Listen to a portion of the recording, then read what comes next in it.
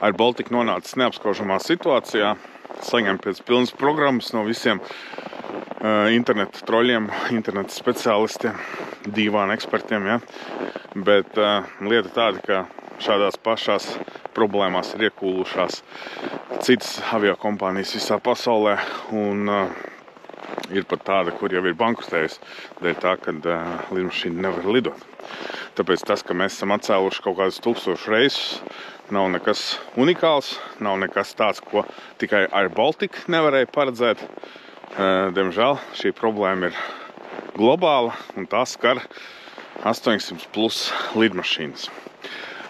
Kas īsti tur notika? Pratt & Whitney konstatēja, sākumā viņi konstatēja, ka apmēram 300 līdz 400 dzinējos ir brāķētas detaļas.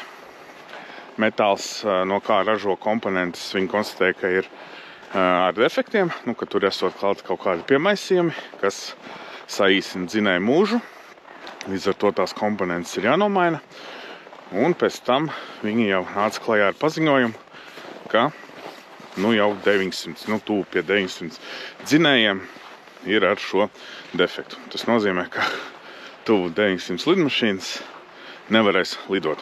Un kas ir pats skumjākais, ka tas remonta process aizņems apmēram gadu. Tiesa, viņi vēl nav izdomājuši, vai to procesu, to remontu varēs veikt aviokompāniju bāzēs, vai tās lidmašīnas būs jālidina uz Pratt & Whitney bāzi, kur tad tie dzinēji tiks arī remontēti.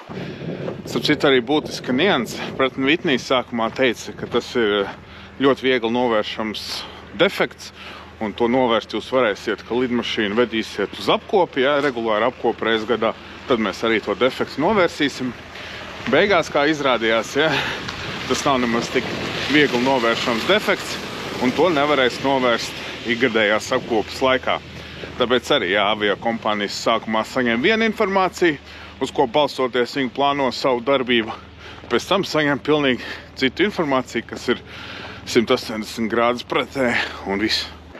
Protams, skandāls tur arī par to, kad kamēr Baltika atceļ savus reisus, viņi lidmašīnas vēl iznomā citām aviokompānijām, bet es pieņēmu, ka tur vienkārši viņi, ja atceltu tos nomas līgumus, tad tur tie sodi, būtu daudz lielāki nekā vienkārši atceltu savus reisus, tāpēc diezgan loģisks lēmums, ka labāk atcelt savus reisus, nekā maksāt tur tos 100 miljonu sodus. Es tikai pieņemu, es nezinu, cik tur tie lieli sodi. Tāpēc, kā man patīk Lato labs Twitterī ierakstīja, ja mūsu Air Baltica speciālisti pirktu pārbaudītas vērtības, pārbaudītas lidmašīnas, nevis kaut kādas jaunas bombardieri, nevienam nezināmas, tad viss būtu kārtībā, bet tā nav. Šī problēma skar arī A320 neo lidmašīnas, un A320, kā mēs zinām, ražo jau kopš 90. gadu sākumu. Tāpēc, ja Air Baltica gudrās galvas būtu nopirkuši 320, tāpat liela iespēja, ka mūsu šī problēma skārtu. Tāpēc pilnīgi vienalga 220, 320. Galvenais, ja tur ir Pratt & Whitney dzinējs, tas jaunais super efektīvais un ekonomiskais, kas tā arī ir. Un konstruktīvi jau viņš ir labs, vienkārši ražošanas brāķis, kas gadās arī Boeingam, kā zinām, viņiem visas jaunās 737 lidmašīnas tika apstādinātas, jo 2 nokrita dēļ programmatūras kļūdas, bet Pratt & Whitney godīgi visiem saviem klientiem pateica, atklājām defektu, drošāk būtu saremontēt, jo, cik es saprotu, ir jau bijuši gadījumi, ka tie dzinēji lidojuma laikā uzsprakst. Tālūk, tāpēc es domāju, ka šoreiz Air Baltica nav pie vainas, vienkārši, tāda situācija pasaulē, tāda situācija ar dzinējiem, un labi, ka mums ir valsts aviokompānija, no kuras var piešpricēt, naudiņu klāt. Citādi būtu kā citas aviokompānijas, kuras jau iet uz bankrotu.